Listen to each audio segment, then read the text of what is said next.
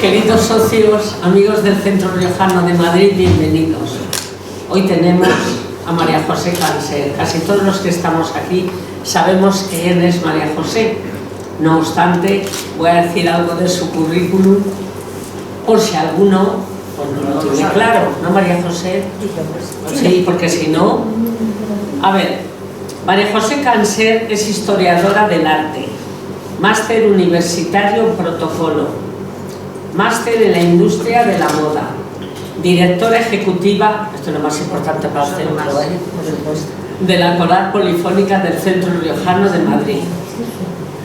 Y sospecho que muchas más cosas. ¿Eres? ¿Alguna más? Esto de la breve historia de los belenes, me estaba acordando que el otro día cuando estuve en tu casa tenía ¿cuántos belenes? 30 y tantos colocados por allí. O sea que debes saber un montón sobre ellos. Pero ya, ahora muy chiquititos, ¿eh? Hombre, solo faltaba que fueran todos. A tamaño natural, todo. ¿Te sabes tamaño natural? No sé dónde los iban. Si los colecciona. Pero no me digáis que no es sorprendente. Que bueno, vamos, es un museo de belenes. Tenemos otra amiga que hoy no está aquí porque tiene nieto y que es peor que yo creo que ponemos que yo, Pilar, ¿verdad? Bueno, una barbaridad. Bueno, pues nada, el próximo año 5 más. He de decir que este año los de aquí también los hemos puesto. Sí, es cierto, nos ha puesto ella. Ella y que alguien más. son chiquititos, pero... Bueno, pues nada, María José, te voy a dejar que empieces porque de esto tú debes saber todo, casi todo. Muy bien, muchas gracias. Y por supuesto, bienvenidos a la casa. Gracias. Bueno, pues muchas gracias a todos por venir. Yo sé que son unas fechas muy difíciles porque hay muchas cosas, hay conciertos, hay compras, hay de todo.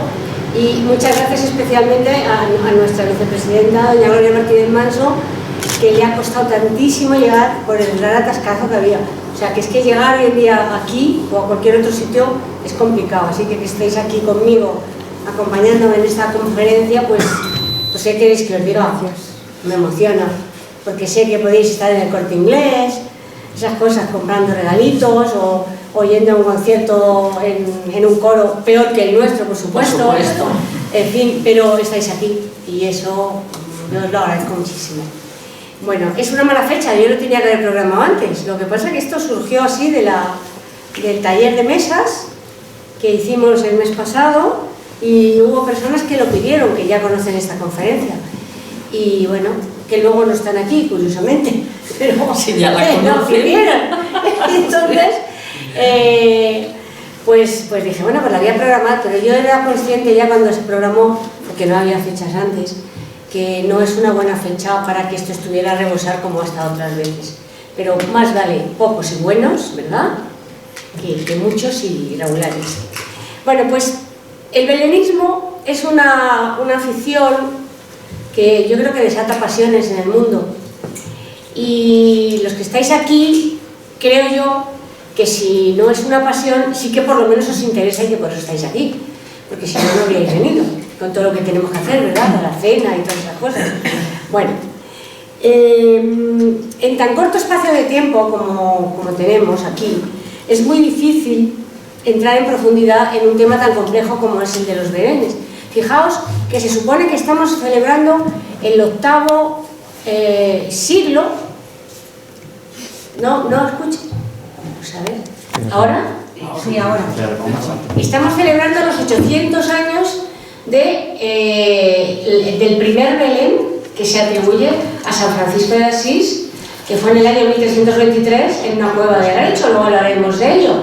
Pero se dice que ya antes se habían puesto belenes, antes de que San Francisco, en esa cueva de Grecho, hiciera la representación de la Natividad de Jesús, ¿no? Bueno, los evangelios, en unos sitios, digamos que les llaman, para seguir un poco el guión, les llaman belenes, nacimientos, pasitos, pesebres, misterios, en fin, les llamamos de muchísimas maneras, pero al final no hacemos otra cosa que representar el nacimiento de Jesús, ¿no? ¿Qué es lo que no se nos tiene que desdibujar? Porque ahora nos están recomendando que digamos felices fiestas en vez de feliz Navidad. Pues no, feliz Navidad. ¿Cómo que felices fiestas? Esta es la fiesta de la Navidad. Hay que tener en cuenta que estamos celebrando el nacimiento de Jesús y que precisamente el Belén es el símbolo más importante del nacimiento de Jesús. Por tanto, vamos a poner belenes, aunque pongamos el árbol. Yo soy una apasionada de los árboles de Navidad, pero vamos a no perder nuestras raíces y a no perder el norte, a saber lo que estamos celebrando, ¿no? Bueno, pues los evangelios de San Lucas y San Mateo son los únicos de los evangelios canónicos que recogen algo, muy poquito, sobre el nacimiento de Jesús. Casi todo lo que nos ha llegado a nosotros proviene de la leyenda dorada. La leyenda dorada lo que recoge son el boca a boca de muchas generaciones, ¿no? Y recoge también los grandes pasajes de los evangelios apócrifos, que hace muchísimos años sí que estaban autorizados por la Iglesia, pero ya no. Ya quedaron los 4, los de Lucas, Mateo, San Juan, San Mateo, Marcos y San Juan. Eso, San Marcos. Entonces, ellos dos, Lucas y Mateo, son los únicos que hacen una ligerísima referencia al nacimiento de Jesús. Todo lo demás, como digo, es la leyenda dorada, que por cierto es un regalo precioso para regalar en Navidad, ese libro. Es maravilloso, porque no tiene desperdicio. Bueno, la primera duda que nos surge a nosotros es la fecha en que se produjo el nacimiento de Jesús. Porque precisamente va a ser Lucas, en su evangelio, quien nos dice: había en la región unos pastores que pernoctaban al raso y de noche se turnaban velando sobre su rebaño. Esto era en Palestina. Palestina tiene un clima predesértico o semidesértico. ¿Esto qué quiere decir? Que ahora mismo en diciembre no se puede estar en la calle del frío que hace. O sea, hace muchísimo frío. Y en verano hace muchísimo calor. Con lo cual, ¿qué ocurre? Que los pastores no podrían estar al raso ahora con los rebaños, porque se hubieran muerto de frío. En verano, no, porque no hay pastos, tan sencillo como eso. En otoño, aún no se han recuperado de los campos del rigor del verano. Entonces, se cree que lo más probable es que Jesús naciera en primavera. ¿Pero qué sucede? ¿Por qué lo celebramos el 25 de diciembre? Bueno, la Iglesia, desde que se fundó, ha cogido muchísimas fiestas paganas, que eran paganas, y las ha adoptado. Esta era una manera también de atraerse a los fieles, ¿no? Estamos celebrando las fiestas saturnales, que son las fiestas de diciembre, y pues ¿qué hacemos? Que estos señores, a mucha gente todos sabemos que les da lo mismo celebrar una cosa que otra. Entonces, bueno, pues muchas gracias, Gloria. Celebrar las fiestas saturnales, pero ahora va a ser en nombre de la nueva religión, en nombre de Jesús, en nombre del cristianismo. Y se celebra el 25 de diciembre por eso, porque se celebra el nacimiento del Rey Sol y ha pasado a ser el nacimiento de Jesús. También es el solsticio de invierno en esas fechas, ¿eh? Fiesta de las luces. En el año 354, el Papa Liberio va a decretar que se celebre en esa fecha. Justo hasta entonces no se había celebrado. Y la Iglesia Ortodoxa, sin embargo, lo sigue celebrando el 7 de enero, la Navidad. O sea que si la quieren ustedes celebrar 2 veces, pues la celebramos ahora. Y a mí, que me gusta tanto, el 7 de enero nos vamos otra vez aquí a la Iglesia Ortodoxa de Madrid y ahí la podemos celebrar de nuevo. Son cristianos igual que nosotros, ¿eh? Y hemos estado juntos hasta hace no demasiados años. Bueno, va a ser en las catacumbas romanas cuando encontramos, o donde, mejor dicho, encontramos los primeros vestigios de la representación del nacimiento de Jesús. Las catacumbas romanas, como ustedes saben, eran esos lugares de enterramiento fuera, extramuros de la ciudad de Roma, porque los romanos no permitían que se enterrasen a los muertos donde ellos vivían, por higiene. Entonces, más que por persecución a los cristianos, porque no todos los emperadores persiguieron a los cristianos, ni muchísimo menos, más que por persecución, es porque estaba fuera de la ciudad. Entonces los cristianos compran unos grandes terrenos y empiezan a enterrar allí a sus muertos.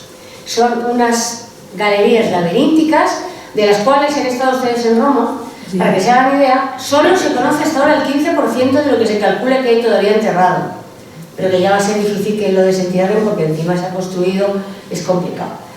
Bueno, pues en esas catacumbas ya nos encontramos completamente en la de... Bueno, en esas catacumbas no se representaban casi nada de una manera figurativa, sino eran más bien cosas simbólicas, es decir, aquí vemos los panes y los peces, una representación de los panes y los peces que hace alusión a la Eucaristía. También vemos aquí a una señora en medio, en la foto del medio, donde está una señora con un niño en brazos que queremos suponer que es María con su hijo Jesús en brazos. En la siguiente encontramos otra vez a una señora con un niño en brazos y a un señor que está señalando así hacia arriba.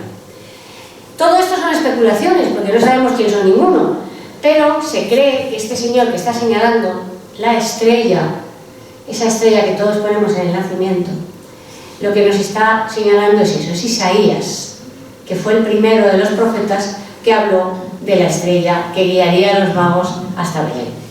Porque los magos van a ver ustedes que han estado presentes desde el principio. Sin embargo, San José no se le va a representar hasta el siglo V. Mi pobre santo, pues resulta que no aparece en ningún sitio hasta el siglo V. Los que sí van a aparecer desde el principio y van a tener una presencia muy importante y se les representa casi con más detalle que a la Sagrada Familia o que a la Virgen y al Niño, son los Reyes Magos. Los Reyes Magos aparecen también en esta imagen de la misma catacumba de Priscila. Y aquí nos surge otra duda tremenda. ¿De dónde venían los magos? Esa es la primera de las dudas.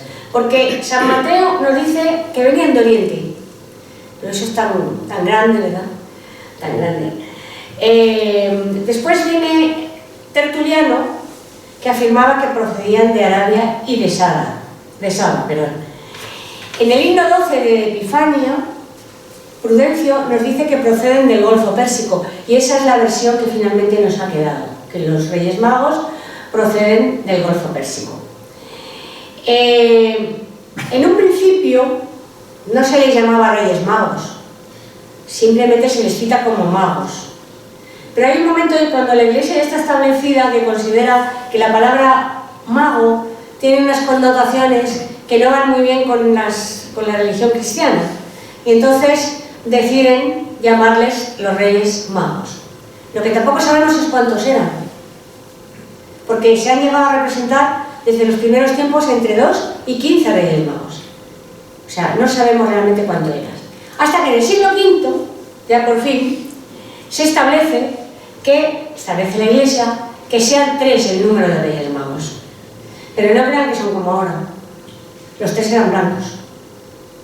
Se puede ver aquí perfectamente. Este es un mosaico de Ravenna, que es un sitio con unos mosaicos maravillosos que si no conocen yo les recomiendo, que aquí hay alguna otra persona que sí lo conoce, porque la llevé yo a verlo. Entonces, en estos mosaicos de los Reyes Magos, que son preciosos, van a ver ustedes que los 3 van con el gorro frigio y que los 3 son blancos, no existen. En ese momento Baltasar negro como ahora, ¿no? Que no sé si no nos le quitarán, porque claro, está viendo uno por ahí cada meme ahora que igual dicen que es racista y nos lo quitan y nos ponen a todos otra vez blancos o todos negros. Entonces no aparece en ese momento. Lo que sí han representado siempre los reyes ha sido las 3 edades del hombre, desde que son 3. Es decir, esto nos viene de la antigüedad, en que era muy corriente representar las 3 edades del hombre. Y aquí también, aquí Melchor va a representar el hombre anciano, Gaspar el hombre de mediana edad y Baltasar el hombre más joven, que en este caso es el del centro, como ven ustedes. Y ven ustedes que es bien blanquito, que no tiene nada de negro.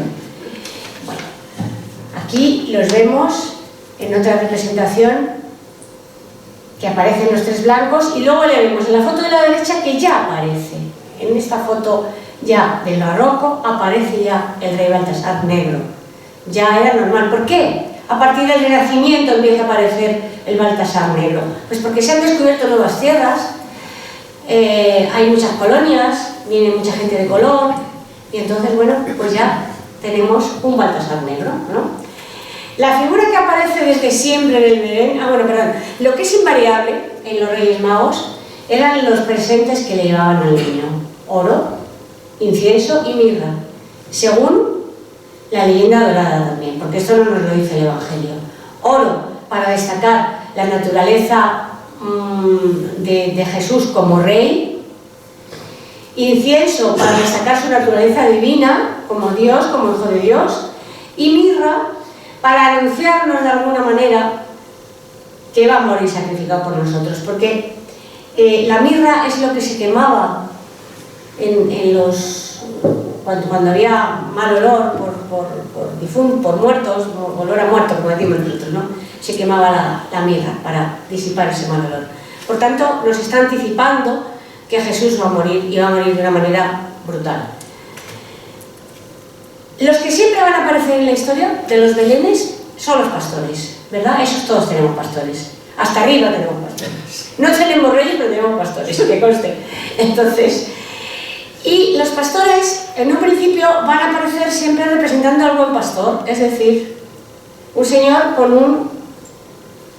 un cordero al hombro. Me recuerda a Víctor Manuel, ¿verdad? Pero no. Un señor con un cordero al hombro, al que nos recuerda claramente, miren ustedes, es al moscóforo griego. Es el moscóforo griego. Entonces,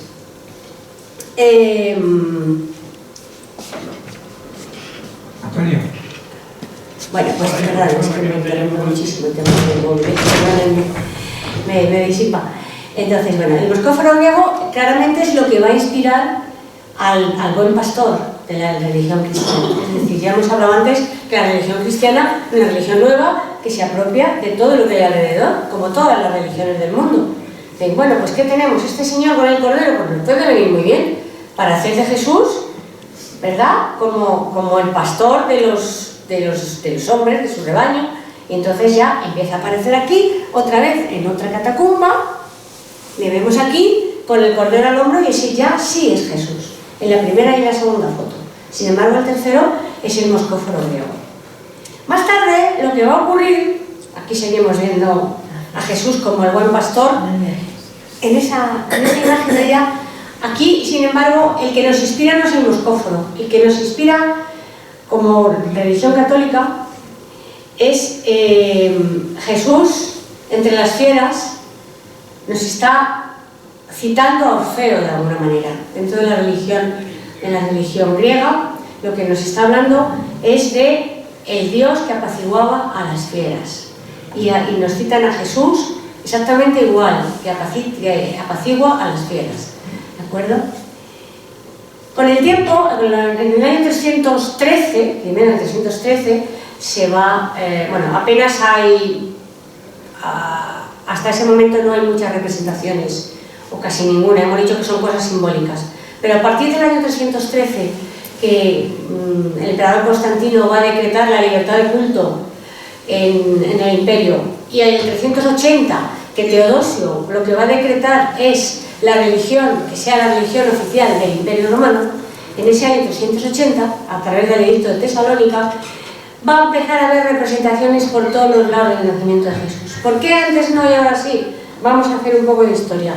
Antes no, porque ¿de dónde viene nuestra religión? Nuestra religión viene del judaísmo, y en el judaísmo no se representa la imagen de Dios, nunca.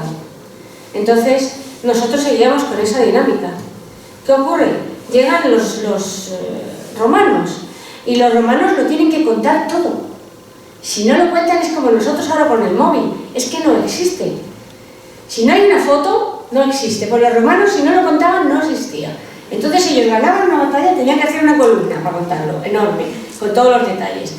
Un arco de triunfo, todo para contar que ellos eran los ganadores. Bueno, pues a partir de este momento, del 380, vamos a empezar a ver representaciones del nacimiento de Jesús por todas partes, en los sarcófagos, en las basílicas, las primeras basílicas, y años más tarde en las primeras miniaturas en los libros de miniaturas. Ese que ven ustedes ahí es del las muy ricas horas del Duc de Berry, y ahí está representado el nacimiento, ¿no?, de Jesús. Pues ya lo vamos a ver por todos los sitios, con una facilidad pasmosa. Y es justo ahora, hace 800 años, cuando en una cueva de Greccio, una zona de la Umbría italiana, un monje, Francisco de Asís, va a representar por primera vez la escena de la Navidad.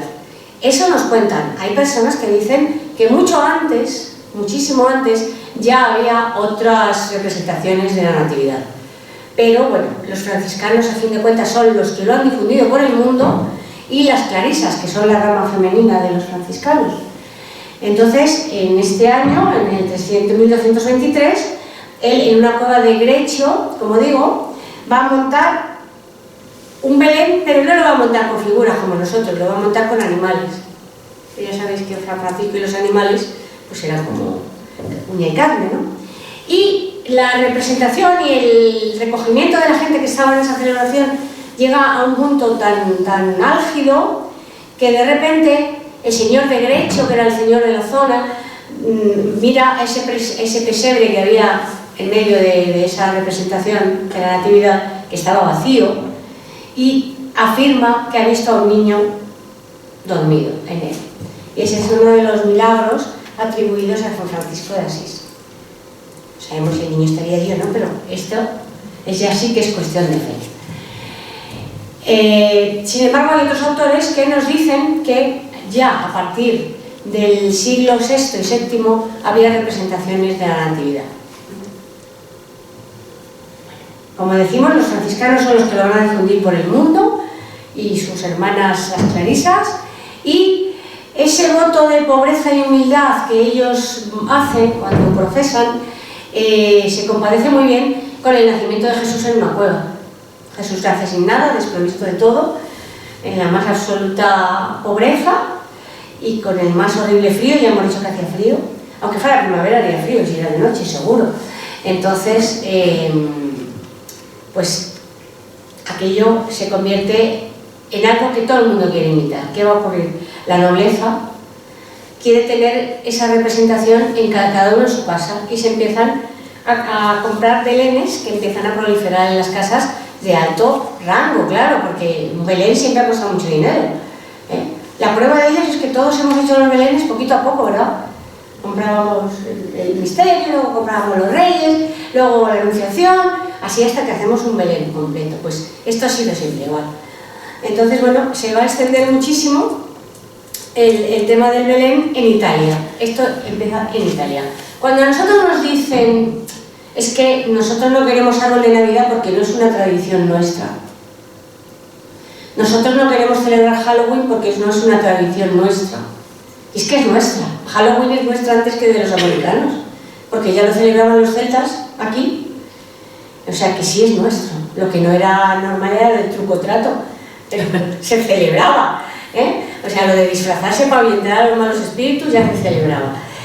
Y el árbol de Navidad viene de Alemania, pero es que el Belén tampoco es de aquí, el Belén viene de Italia. También es importado, un poquito antes, pero importado, porque claro, aquí empieza a llegar, pues ya hay belenes de los Austrias, aquí hay belenes de los Austrias. Entonces, bueno, porque todo el mundo habla de los belenes que trajo Carlos III, pero ya mucho antes aquí había belenes. Bueno, pues el primer Belén que se conoce en Italia es el que ven ustedes aquí, de Arnolfo di Cambio, de 1289, se calcula que es de esa fecha, y que está expuesto todo el año en Santa María la Mayor de Roma. Las iglesias toscanas, perdón, va a empezar a proliferar el tema del Belén. Y va a ser una familia muy conocida allí por trabajar el tema de la mayólica. ¿Conocen ustedes esa técnica artística de la mayólica? Pues si ustedes van aquí al Palacio de Velázquez del Retiro, habrán ido un millón de veces, han visto que hay unos medallones en el friso, debajo del tejado, que son en tonos azules, verdes y blancos. Eso es mayólica, es una técnica de cerámica que utiliza sobre todo esos colores y que esta familia de la Robbia italiana eran especialistas en esa técnica. Bueno, pues uno de ellos, Luca, va a hacer este Belén que vemos aquí, que no tiene nada que ver con su técnica, porque su técnica es lo que vemos en el lado derecho de la imagen, pero es el primer Belén que se construye, que realiza esta familia en la zona de la Toscana. Con la llegada del barroco, la mecha del belenismo va a prender de una manera brutal, porque saben ustedes que el barroco tenía un lema, era un lema de la Iglesia, que decía, ¿será posible?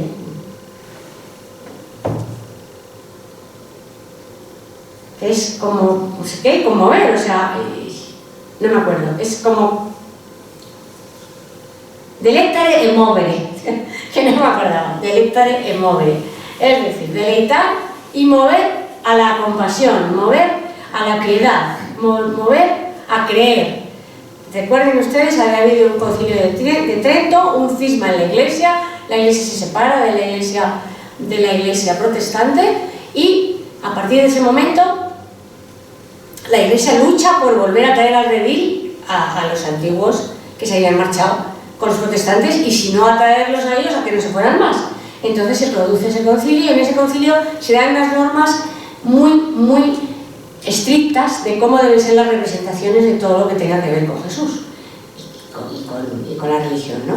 Por tanto, en el barroco va a ser donde va a proliferar el Belén y va a ser en la ciudad de Nápoles sobre todo. También en Génova hay un importante foco. Entonces allí va a haber, pues los belenes esos que tanto admiramos hoy, vienen de allí. Tienen todos un gran realismo, están hechos a mano, si son buenos, son hechos a mano. Igual en algún sitio nos engañan y nos dan uno de la China, los napolitanos están hechos a mano, modelados a mano, pintados a mano. Y al principio, en el siglo XVII, que son los primeros que hay, estaban hechos en madera tallada, como cualquier talla de cualquier iglesia de las que vemos. Más tarde se empiezan a hacer en terracota. Y ojo, porque cuando se hacen en terracota, miren ustedes lo que es una figura napolitana. ¿Ven aquí abajo? ¿Ven las manitas, los pies, la pantorrilla y el arranque del tronco y la cabeza? Esa es una figura napolitana, todavía sin pintar. Está cocido, pero está sin pintar. Luego se pinta y se vuelve a cocer. Eso se modela, se lija bien, se deja perfecto. Después se va a dar la policromía, ¿no? Y se vuelve otra vez a cocer. Y a partir de ahí se empieza a vestir, bueno, para unir estas partes se utiliza estopa y se utiliza alambre. O sea que esas figuras napolitanas tan bonitas que vemos, por dentro son de alambre y estopa. O sea, no, nos quedaríamos absolutamente desolados si viéramos cómo son por dentro. Pero por fuera son, vamos, los vestidos más lujosos que nos podamos imaginar, las joyas más exquisitas, las piezas de vajilla de plata, las espadas de plata, o sea, esos belenes, pues claro, por eso valían tan caros, por eso había que hacerlos tan despacito y por eso tiene tanto mérito un Belén que hubo aquí en tiempos de la alcaldía de Ana Botella, que era el Belén de la duquesa de Cardona, que lo pusieron en Cibeles, un Belén maravilloso. Tenía más de 600 figuras y la peculiaridad que tenía es que estaban todas hechas con la misma mano.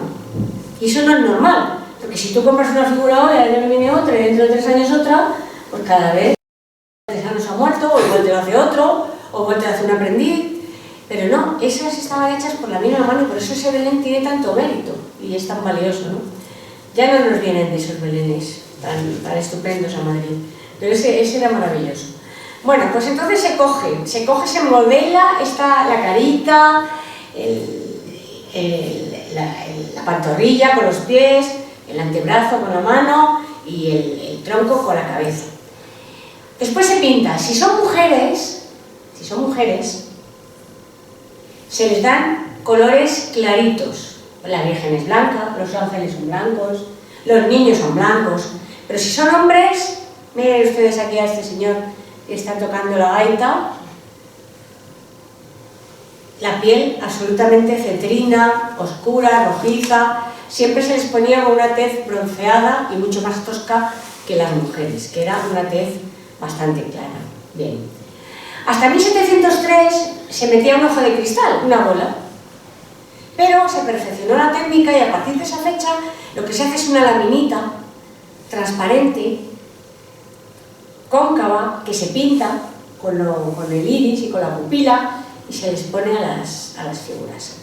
Los complementos que vemos aquí estaban hechos por los más prestigiosos orfebres, luthiers, joyeros, fabricantes de armas, todo lo que podamos imaginarnos, porque no se escatimaba para nada en nada de lo que se hacía, ¿no? Las figuras, la Sagrada Familia, se empieza primero a representar dentro de una cueva, tal y como nos cuenta el Evangelio que nace Jesús, ¿no? Dentro de una cueva.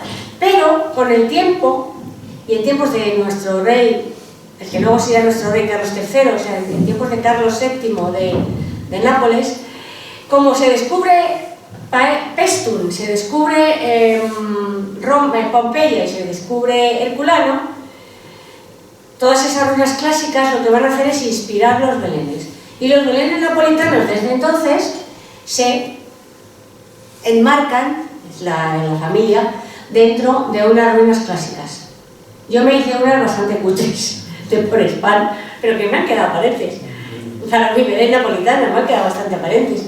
Porque pedí presupuestos y es que eran carísimas, carísimas. Te queda buenísimo. Me ha quedado bueno, gracias, no te fijarías mucho. Aquí expusimos hace unos años un Belén napolitano, una maravilla. Era de un vecino de la casa y no sabía ya qué hacer con él. Y lo estuvimos exponiendo aquí, creo que fueron 2 años. Y luego se lo llevaron para Santo Domingo y debe estar por ahí, que lo deben poner en estas fechas. Qué pena. Tenía que haberse quedado aquí. No creas que se podía. ¿Qué haces con él luego? Ponerle, yo hubiera disfrutado mucho poniendo. Sí, pero cuando no lo tienes, cuando lo tienes guardado era complicado. Eso es verdad, eso es verdad. Pues, bueno, pues, como decimos, esto se hacen ahora dentro de ruinas clásicas. Hablamos de los napolitanos. Los nuestros los seguimos haciendo dentro de un pesebre, dentro de una cueva, de muchísimas maneras. Pero ellos lo hacen aquí. Vemos que hay muchos modelos. Este que ven ustedes aquí lo pueden ver todo el año, porque ese está en el Museo de Artes Decorativas, el de abajo. Es una preciosidad, es uno de los más bonitos que hay. Bueno, la diferencia fundamental entre los belenes napolitanos y los belenes españoles es que los belenes napolitanos tienen muy pocas connotaciones religiosas, mientras que los nuestros tienen muchas connotaciones religiosas. Ellos, quitando lo que es la escena de la Sagrada Familia, la escena de la Anunciación y los Reyes Magos, lo demás, lo que representan son personajes populares que había en el siglo XVII y siglo XVIII en Nápoles, como el carnicero, el posadero, la gorda, el marqués, el zapatero, el panadero, todos con unas caras súper expresivas, pero bueno, vean ustedes que es que el marqués es un marqués en toda regla, ¿o no? El que está en el centro. O sea, ellos van vestidos perfectamente, este otro sería otro noble, van vestidos con arreglo a su categoría social, y los hay en un Belén napolitano de todas las clases sociales posibles.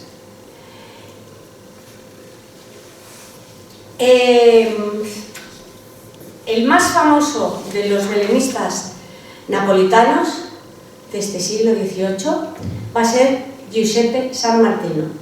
Giuseppe San Martino le llaman, o le llamaban, el Donatello de los belenes. O sea que, saben ustedes que el Donatello era el principal de los escultores renacentistas, y a él le llamaban el Donatello de los belenes, por su precisión, sus caras, sus facciones, expresando siempre todo lo que se puede expresar en una cara, ¿no? Entonces él tiene un Belén, que es el que ustedes están viendo aquí, que tenemos más fotos, un Belén que es el Belén San Martino, que está en el museo del mismo nombre en la ciudad de Nápoles. O sea que si tienen la suerte de ir a Nápoles o de volver a Nápoles, no dejan de visitar este museo porque no tiene desperdicio ninguno, es una maravilla. Ven ustedes qué maravilla. Se llama el Belén de Cucinello y es de Giuseppe San Martín. Vale. Aquí lo vemos, seguimos viendo.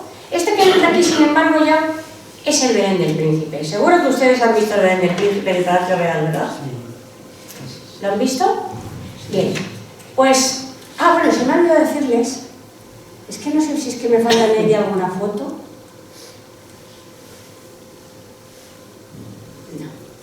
Que en Nápoles, aparte de estos belenes, tienen antes un precedente, que son los sacromontes, que se llaman, que eran unos belenes que se ponían en forma de montaña. Entonces la Sagrada Familia se ponía abajo, normalmente el que estaba arriba de todo, pues ya saben quién es ustedes, el malo, ¿no? Ahí apartado de todos. Estaba en la parte de arriba. Y entre medias pues se va distribuyendo todas las figuras del Belén. Y luego hay otros belenes muy característicos de la zona de Nápoles, concretamente de Trapani, que realizan unos belenes muy bonitos, hechos en... estoy un poquito espesa hoy, aquí negado. Es la edad. En coral. Yo tengo uno pequeñito que compré y es muy bonito. Pero ellos hacen unos muy grandes, o sea, ahora veremos, yo creo que tengo aquí alguno, pero no estoy segura. Aquí tenemos el de coral, lo ven ustedes, y tenemos, ese que tenemos aquí en coral, se puede ver, yo todavía no lo he visto, en persona, se podría ver, si nos lo quisieran enseñar, en el monasterio de las Descalzas Reales. El monasterio de las Descalzas Reales, que tiene cientos de belenes, yo les recomiendo que hagan una visita ahora, en Navidad, pero no a la iglesia. La iglesia tiene un belén, pues como el que está en San Miguel, o el que está en la iglesia del Sacramento, o en cualquiera de estas iglesias. Un belén de mayo, es un gran figurinista, pero es actual. Pero si ustedes hacen la visita al monasterio, en el claustro, que tienen en cada entrada a cada capilla, hay un belén antiguo, normalmente mucho más antiguos que los napolitanos, de los Austrias, antiquísimos, y maravillosamente vestidos todos, porque las monjitas eso lo guardan, o sea, con unos trajes primorosos. Entonces tienen uno de Trapani, pero yo no lo he visto nunca ningún año expuesto. Y otra cosa que pueden ustedes ver en las Descalzas Reales en estos días, es la Divina Guardería. La Divina Guardería solo se ve en Navidad y es una sala, quizá un poco más pequeña que esto, pero no mucho más, con unas vitrinas muy grandes y todo está lleno de niños, el niño más grande, más pequeño, porque las novicias cuando entraban al convento, aparte de la dote que les exigían, tenían que llevar cada uno un niño Jesús. Pero claro, no era un niño que Jesús compró en la Plaza Mayor, no. O sea, unos eran de Martín de Montañés, otros de Juan de Mena, o sea, que hay verdaderas joyas allí. Y eso solo se ve ahora en Navidad. Así que merece la pena hacer una visita para ver los belenes y para ver la Divina Guardería. Bueno. Pues vamos con el Belén del Príncipe. Según cuenta la tradición, que yo no me lo creo, y ahora les digo por qué, fue precisamente Carlos III quien trajo a España la tradición del Belén al encargar en 1760 un Belén para su hijo, el heredero, el príncipe, que sería Carlos IV, y para ello se trajo a los mejores artesanos de Nápoles y de Génova, y también españoles. Era un Belén que en principio constaba de 6.000 figuras, y para que vean ustedes cómo somos, los que montamos los belenes, solo quedan 80. Ahí lo dejo. O sea, había 6.000. Sí. Yo palabritas me he puesto todas las que había que están todas puestas, que no me he dado ninguna. Vaya tesoro te los ha llevado. Estos montajes, estos señores pues se han debido ir distrayendo alguna pieza, pero vamos, entre 6.000 y 80 hay un margen importante, ¿no? Bueno, pues el Belén del Príncipe es al más puro estilo napolitano, pero yo soy de la opinión que antes de traer Carlos III esa tradición aquí ya existía. Primero, porque no solo la tradición del Belén, que por supuesto que existía, puesto que hay belenes de los Austrias. No, me refiero a los belenes napolitanos. Pues porque, como ustedes saben, Nápoles era español, era nuestro. Entonces, ¿qué ocurre? Que allí había muchísimos nobles militares destinados, que tenían el dinero como para poderse comprar un Belén como Dios manda. Entonces, ellos trajeron aquí muchos belenes antes de Carlos III. Y hay belenes documentados por ahí en Cataluña, o eso dicen ellos, no sé si es verdad, que hay belenes más antiguos que el del rey Carlos III. Pero bueno, a nosotros nos gusta este, que es el del príncipe. Y si van ustedes pueden hacer recuento de las piezas, por si acaso sigue bajando el número. O sea, bien. El Belén del príncipe es un Belén fantástico, con unas arquitecturas maravillosas, como ven aquí, con unas caras y unas expresiones, no sé si lo distinguen bien, porque es que, claro, si quitamos esta luz no lo vemos nosotros, y si quitamos, y así no se ve bien la pantalla, yo lo sé, pero hagan ustedes un esfuerzo. Las figuras están dotadas todas ellas de una gran expresividad, y las arquitecturas, como ven, son fabulosas, ¿no?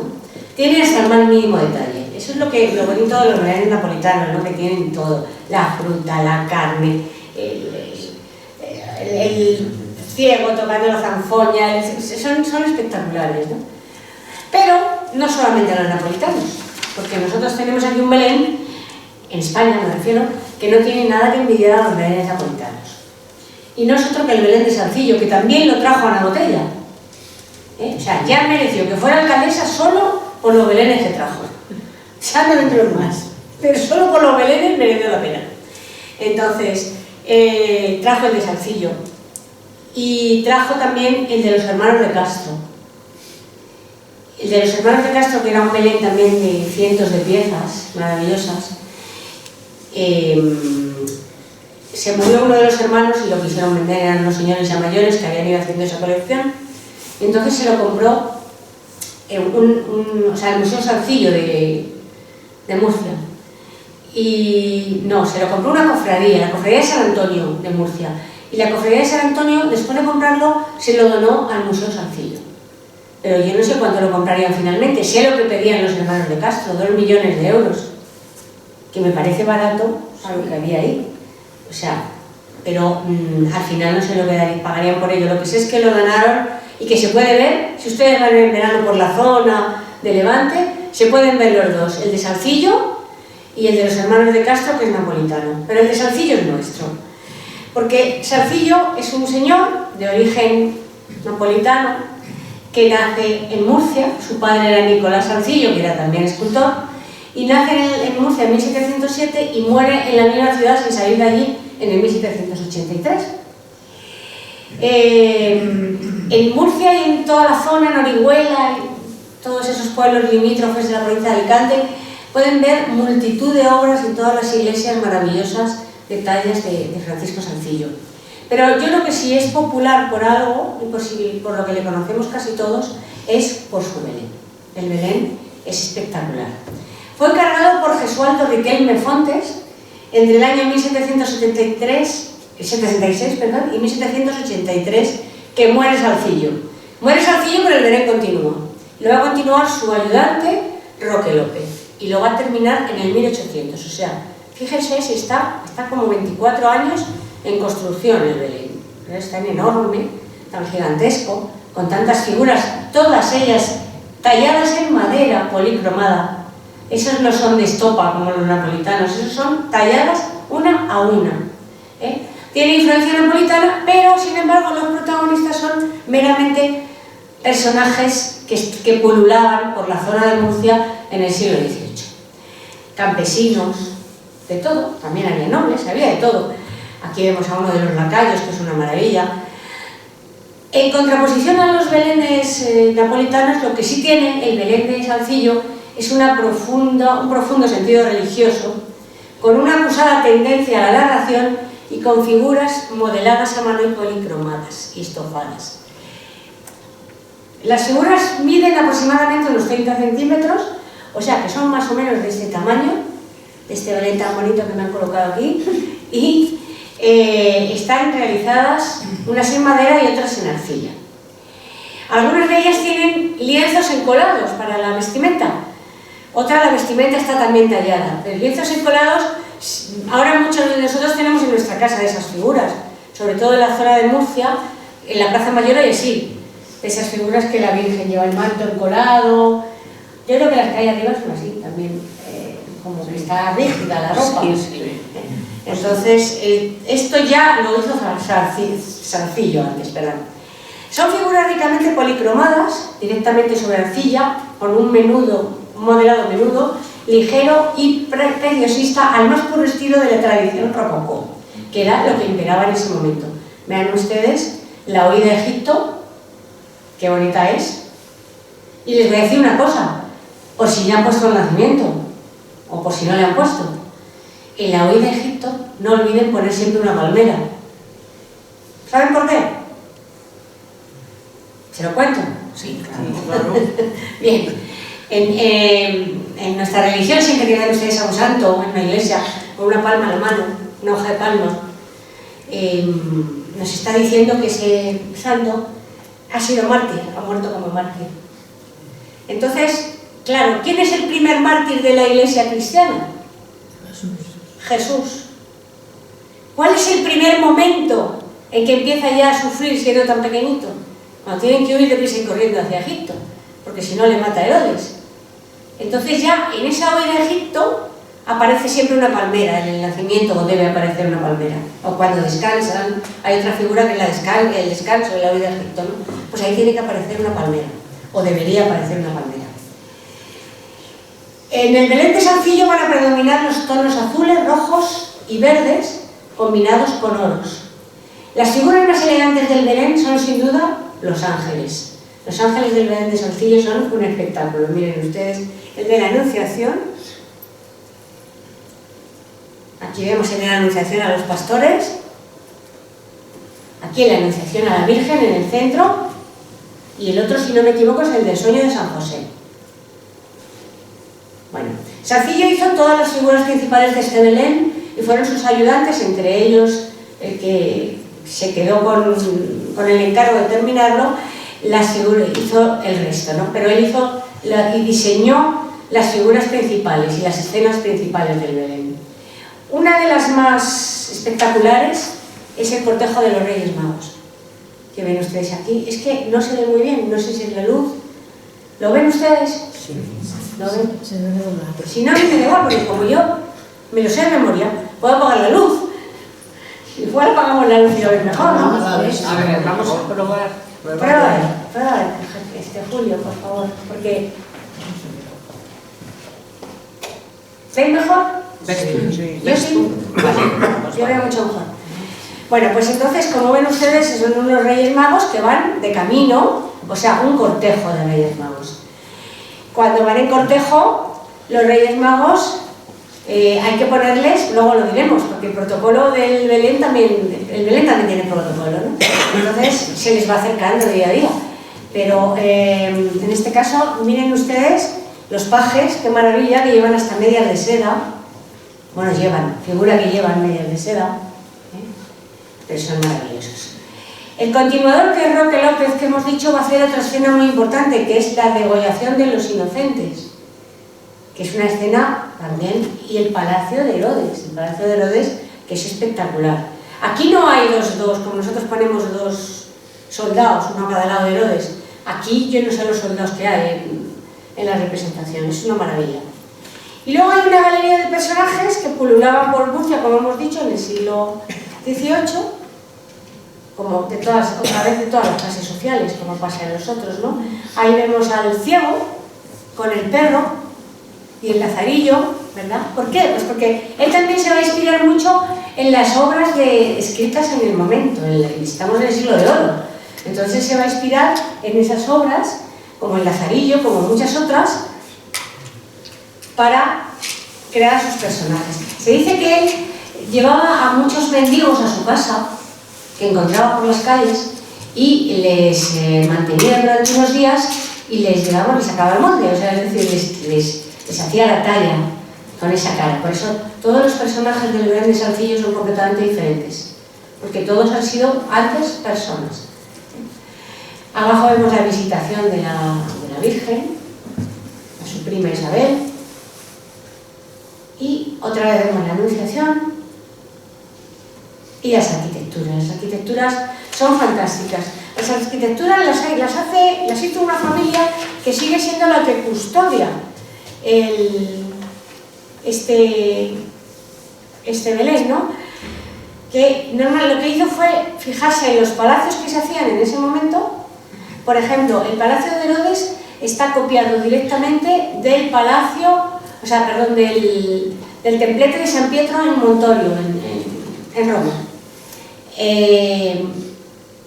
La casa de la Virgen, vamos a ver, la casa de María es una casa de las que había en Murcia en aquel momento, normal y corriente. La casa de su prima Isabel, que la ven aquí, es una casa de la huerta, una casa huertana. Aquí vemos la Posada, pues es otra casa típica de la zona de Murcia. Mucha importancia también se da en el Belén de Salcillo a la fauna y a la flora de la zona. Se van a representar todos los animales, o casi todos los animales que hay en la zona de Murcia, ¿no? Y a día de hoy, bueno, yo no quiero arriesgarme si les digo a ustedes que el Belén de Salcillo es el mejor Belén que tenemos en España, sin duda ninguna, a pesar de que los hay muy buenos. O sea que merece la pena casi hacer una visita a Murcia solo para ver el Belén de Salcillo, seguro. Bueno, pero Murcia no ha dejado esa tradición y tiene grandes figurinistas a día de hoy. Entre ellos quizás el más importante es Jesús Griñán. Ese que ven ustedes a la derecha es de Griñán y ese es mío. Es mío. No es de Griñán, es mío. Ese es el que no he puesto. Ese es el que no he puesto este año. O sea que el mejor no pones. Ese no lo he puesto. Bueno, a lo mejor se supone que es el napolitano. Ah, bueno, vale. También, pero este también es muy bueno. Vale. Pero no le he puesto. Yo tengo muchas figuras en ese. En el de...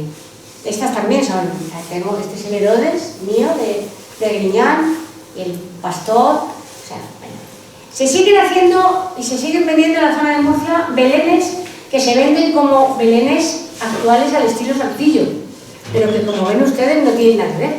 Estos son. Yo no los he visto vender, pero si lo veo no creo alguno por tener una muestra, pero no tiene nada que ver con el verdadero de Salcillo, ¿no? Lo que sí me contaba es que en Murcia salió una colección en un periódico de Murcia, como aquí cuando salió en el ABC de los platos de Vista Alegre, pues igual, claro, pues salió una colección que hicieron reproducciones de las figuras de Salcillo, más pequeñas, claro, porque 30 centímetros más pequeñas, pero se hizo casi todas, muchas figuras importantes del Belén, no todas porque tienen 1000 y pico figuras, o sea, una barbaridad, pero hicieron bastantes figuras. Yo no llegué a esa edición. Bueno, cada región de España, donde más afición hay, o donde más artistas y artesanos hay de este arte del belenismo, es en la zona de Cataluña y en la Comunidad Valenciana, sin duda ninguna. Y no lo digo por el Cagané, que le he puesto ahí, que no lo digo por el Cagané, lo digo porque tienen una buena tradición en cuanto a figurinismo. También hay una gran tradición en Granada. En Granada tienen un tipo de Belén muy barroco, como este que vemos a la izquierda de la imagen, y el que vemos a la derecha, que ese también le tengo yo, que este es el de mi hija. Yo le compré a mi hija ese Belén cuando nació, o después, el año siguiente o el año más tarde, y todavía la sigo comprando. Todos los años una figurita. O sea, imagínense cómo es el Belén, porque la niña va a cumplir 30, pues imagínense ustedes ya como es de grande, ¿no? Entonces, otro figurinista importante, y ese es madrileño, o sea, trabaja en la Comunidad de Madrid, es José Luis Mayo.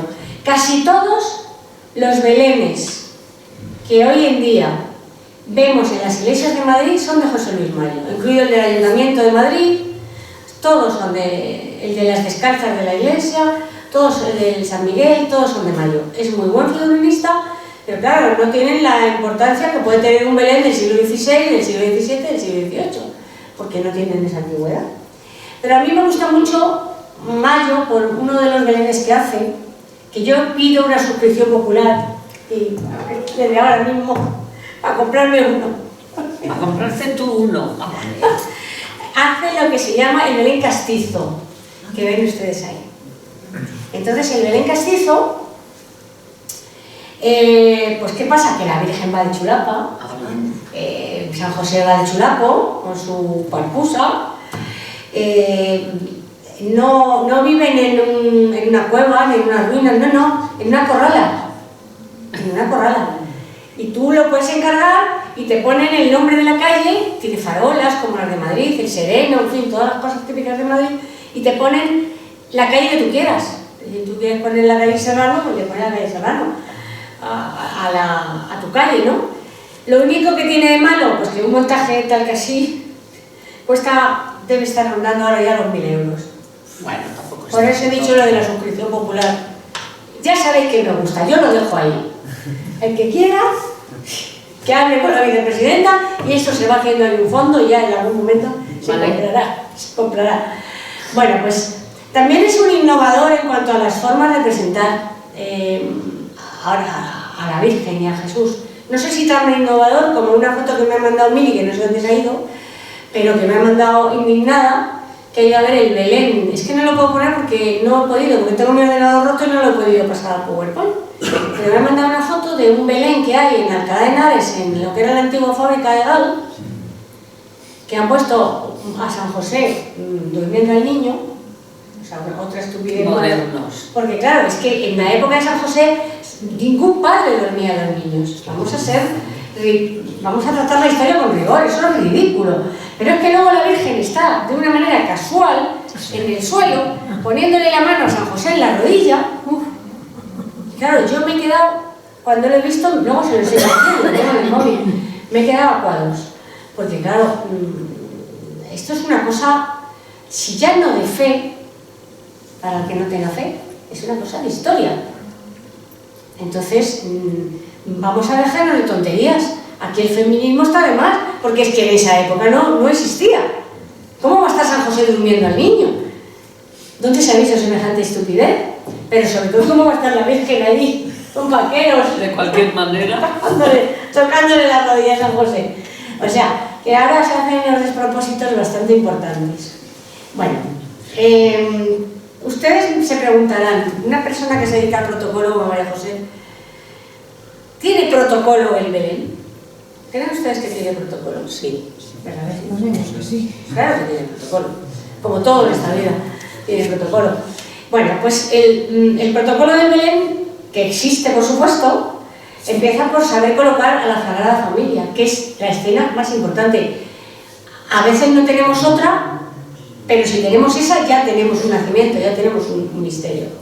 Esa es la escena más importante. ¿Y la escena más importante qué tiene? Pues tiene a la Virgen María, a San José, al niño, la mula y el buey. Diga lo que diga Benedicto, el Papa, que descanse, porque es que ya estaba en los Evangelios que había una mula y un buey. Eso sí que está en los Evangelios.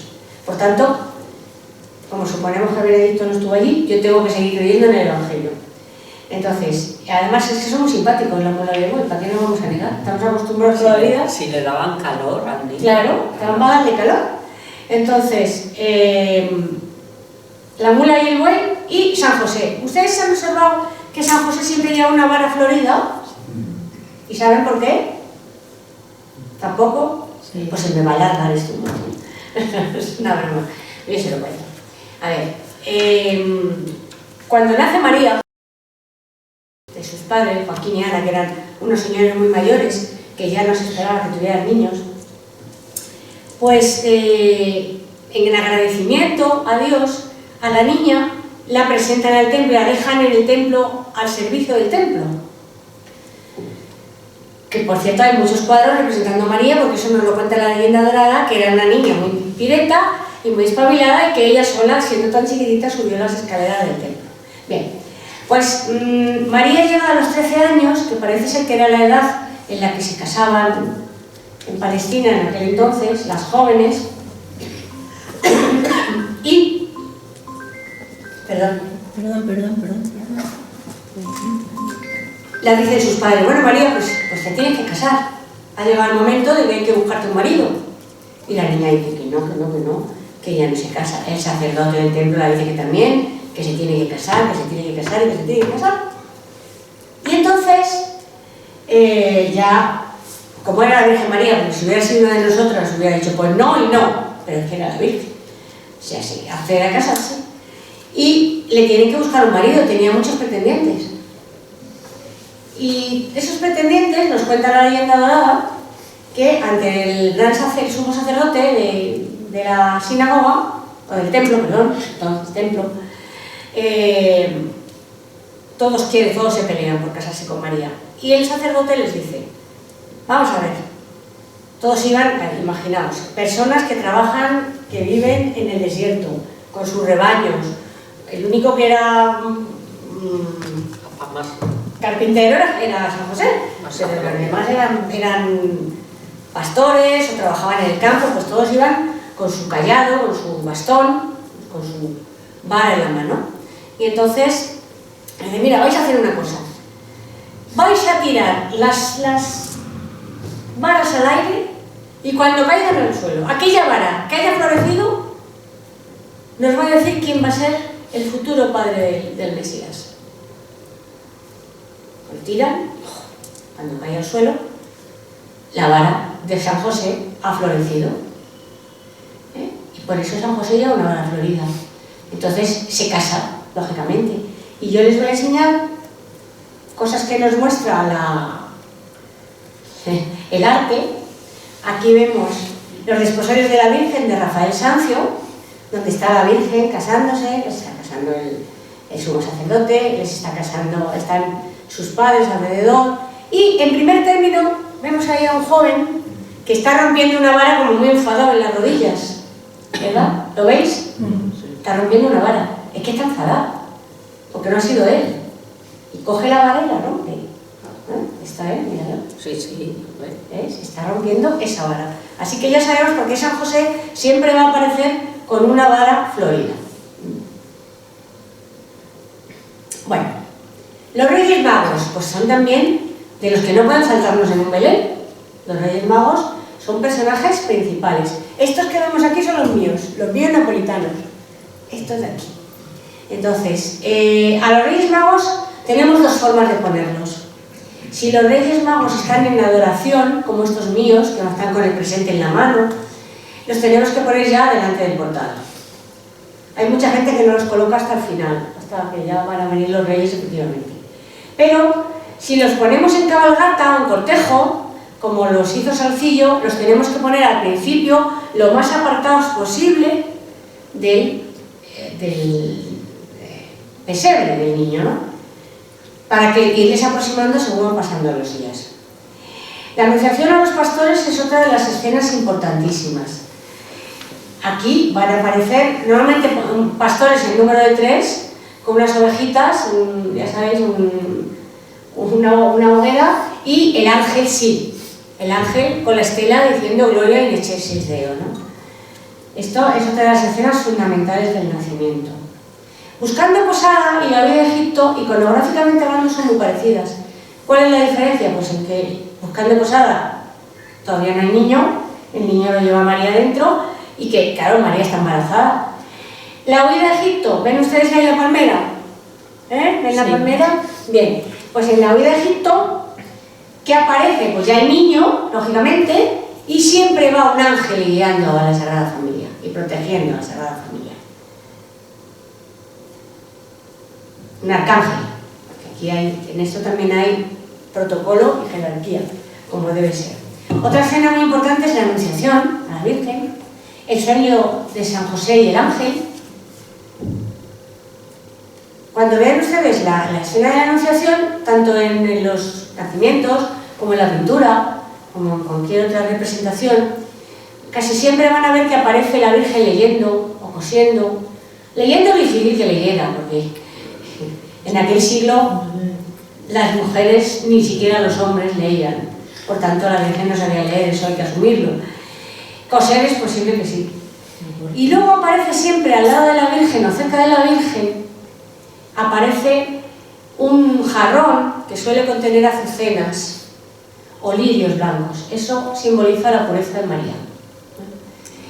El ángel casi siempre aparece por la izquierda. Hay muy poquitas representaciones de la Anunciación donde el ángel aparece por la derecha. ¿Les aburro ya? Bien. Como en toda buena historia, donde hay un bueno tiene que haber un malo. Y aquí el malo, ya sabemos quién es Herodes, ¿vale? Es el antagonista. Bueno, pues a Herodes, como es lógico, lo tenemos que situar lo más lejos posible del niño.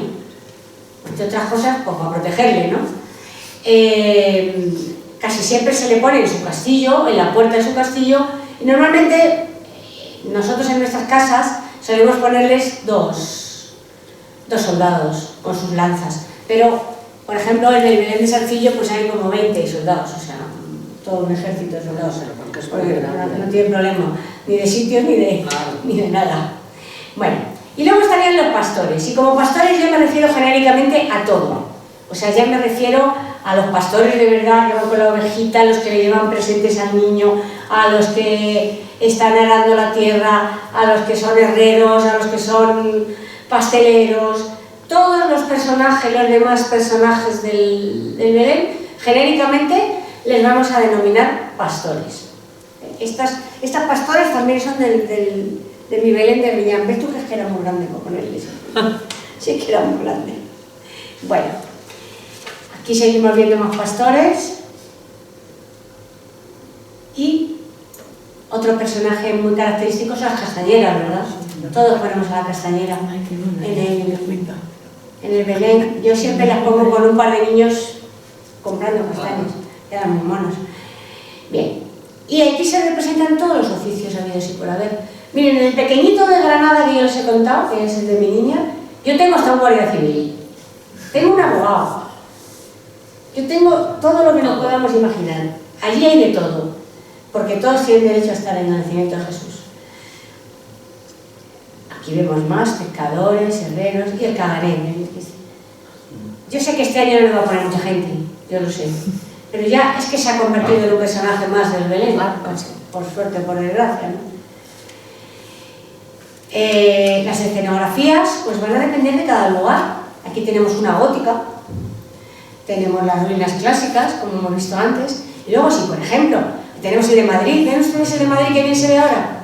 Se ve fenomenal. Ese es el que quiero, apuntadlo. Ese es. Bien, que es una corrala, o sea, se ve claramente aquí que es una corrala.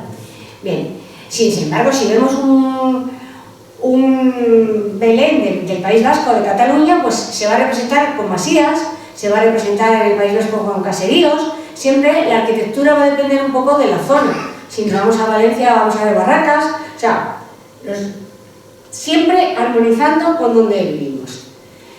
Como es natural, tantos años que estuvimos en América, lógicamente llevamos, mejor dicho, lo llevaron los franciscanos, una de nuestras mayores tradiciones, que son los belenes.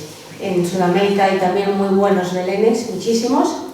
Los hay muy barrocos, como los que vemos en la parte de arriba, los hay más populares, como los que vemos abajo, que son peruanos los dos, el clásico armarito que todos tenemos, que son buenísimos, con el Belén dentro, o estos otros que son ya exentos.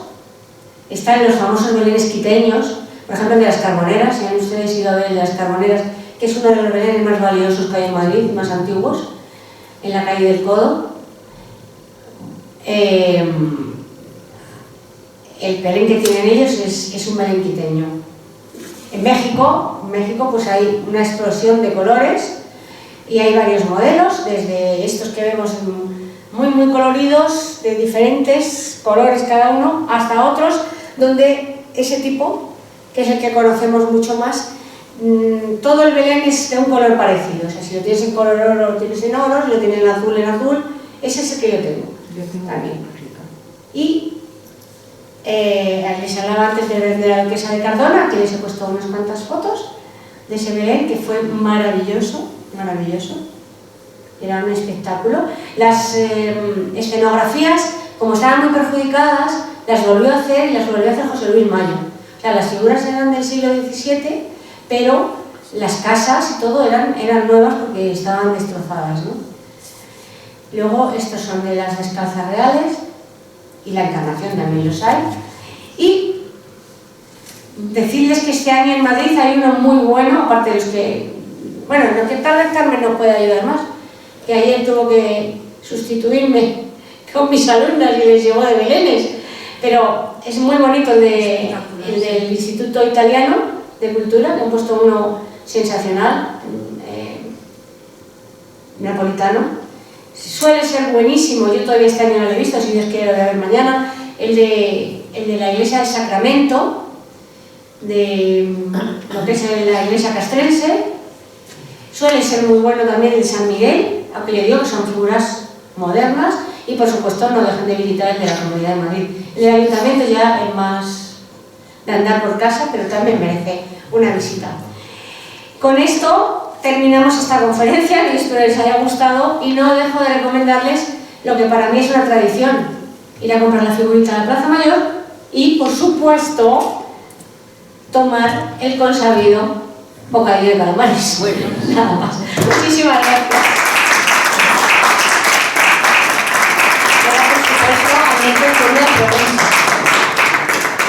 María José no defrauda nunca.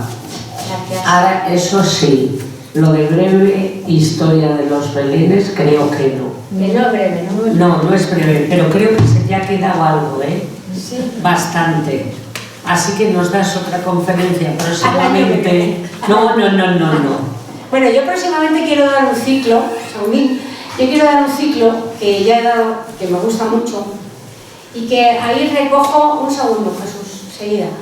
Quiero darlo aquí, si Dios quiere y me dejan, que son 3 conferencias, que las daré en diferentes meses, dedicadas, una a Luis XIV de Francia, otra a Eugenia de Montijo y otra a... No, perdón, Luis XIV de Francia, María Antonieta y Eugenia de Montijo, en ese orden, que es su orden natural. Y están enfocadas desde el punto de vista de la historia, del arte, del protocolo y de la moda. Con lo cual son unas conferencias muy bonitas y muy completas. Así que yo les emplazo a que vengan a verme, nada más que pasen las fiestas, en cuanto me den fecha, programaremos la primera, si Dios quiere. Y nada, si quieren ustedes hacer alguna pregunta, Jesús. Jesús fue mi profesor durante mucho tiempo en la carrera. Perdona, perdona. María José, muchas gracias por conferencia otra vez. Sabes que me alegra mucho verte siempre. Gracias. Y además te agradezco especialmente el tema, porque como estamos viviendo en un mundo de empeñar en descristianizar la Navidad, en paganizarla, en vulgarizarla, etcétera, etcétera, pues me es especialmente grato el darte las gracias, porque es una pena lo demás, ¿no? Cuando te invitan las fiestas, ¿no? Yo siempre pregunto, la fiesta del bollo, o la tomatina de Buñuel, o los Sanfermines, ¿qué fiesta, no? La Navidad es una cosa que la quita, ¿no? Allá ellos. Te quería preguntar 2 cosas. Más, el tema de Belén es apasionante, pero hay 3 temas que me han preocupado, como sabes, como profesor de arte. Primero, que los Reyes Magos aparecen en algunos cuadros, los 3 Reyes blancos, y en uno aparece el negro, pero aparece en otro se quita el negro, y no por época o por estilo. En la pintura flamenca aparece de repente los 3 negros, los 3 blancos, y de repente el negro aparece y desaparece. Pues es un tema que me gustaría investigar un poco y no he encontrado ninguna razón. Tal vez el tema oriental... La segunda pregunta es muy clara. ¿Por qué el norte de Europa habla del Tannenbaum, el árbol sagrado, San Nicolás y Santa Claus, el trineo y tal y cual, pero no he visto ningún Belén en Noruega ni en Suecia, no he visto ninguno? Es un tema que me parece importante. Y el tercer de los infinitos temas que podríamos hablar es que has tocado muy bien lo que es la raya no diferencial, pero sí tangencial entre arte y artesanía. En el Belén hay mucha artesanía, que la gente no distingue bien, ¿no? El pasar del arte a la artesanía, o la artesanía al arte.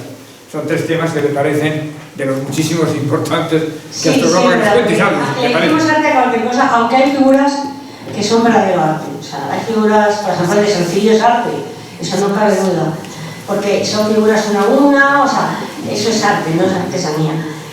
Yo tengo una figura que compré con nuestro amigo común, Pedro Lavado Paradinas, que era una figura napolitana, que es una Sagrada Familia, hecha a palillo. Eso es hecho todo a mano, y es que es así de pequeñito. Eso tiene un mérito tremendo, ¿no? Pero es verdad que a veces confundimos el arte con la artesanía, ¿no? Casi siempre. ¿Recuérdame la otra pregunta? Ah, sí.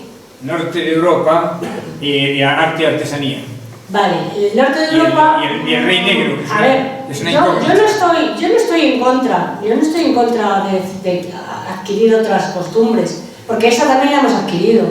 Ha llegado más tarde, las otras han llegado más tarde, pero yo desde que soy pequeñita, muy pequeñita, desde que yo recuerde, en mi casa, aparte de haber un Belén precioso, que mi padre era como yo y le encantaba montarlo, y le ponía con un río, con un canalón de estos que había en los tejados, de estos de...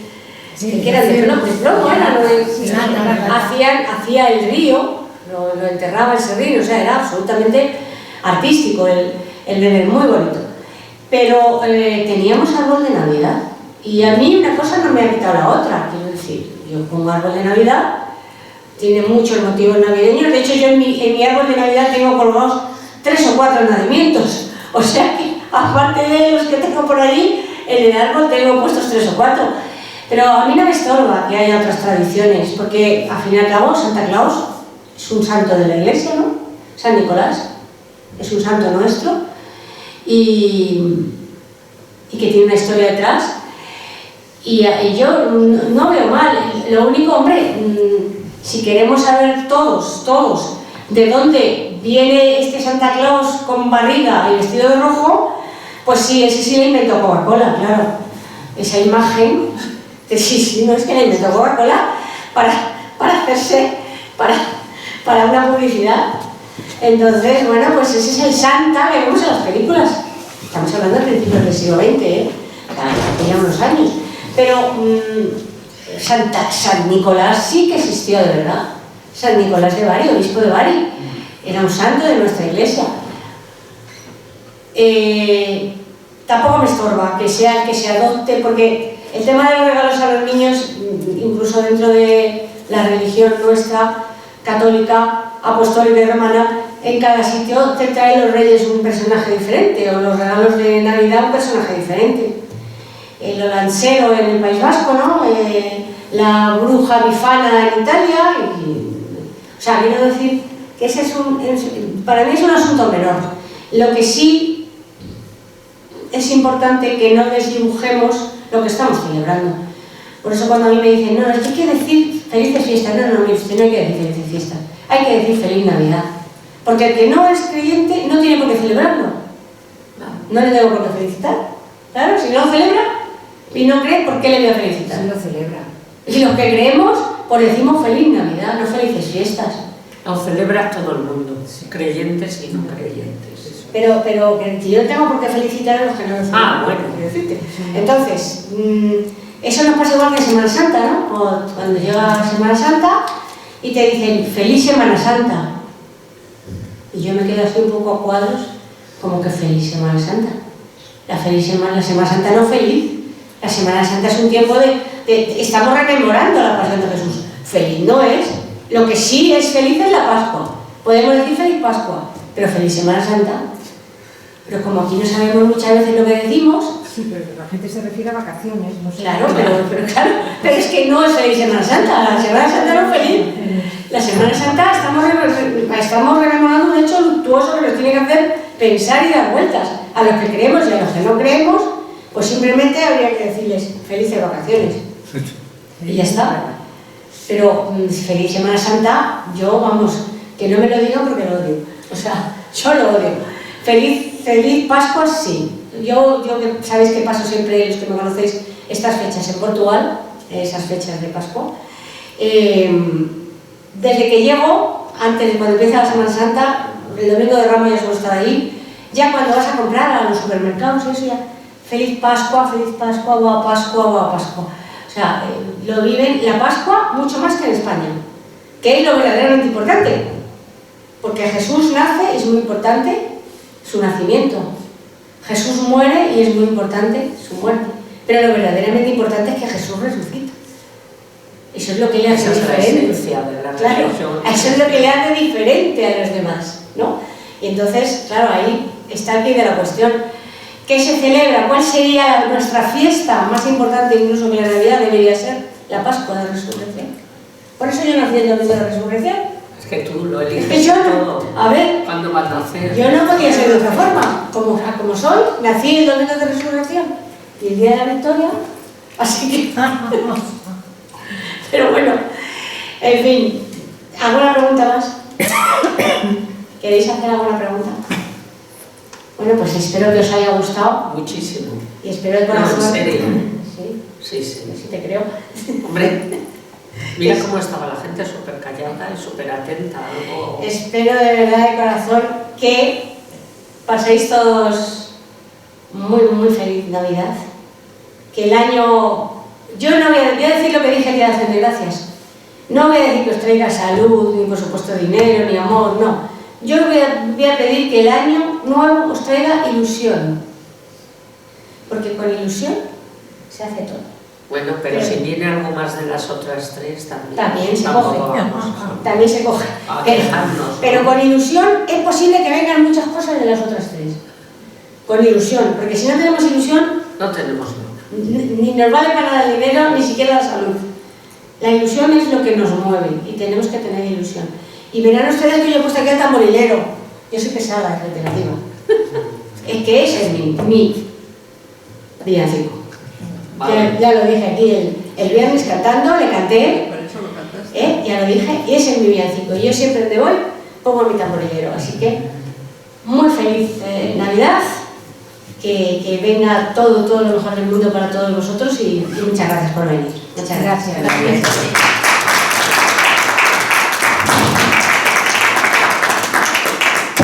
Feliz Natividad también por mi parte, como si llegó a decir lo otro, María José. Igualmente, que deseamos. Igualmente. Aquí.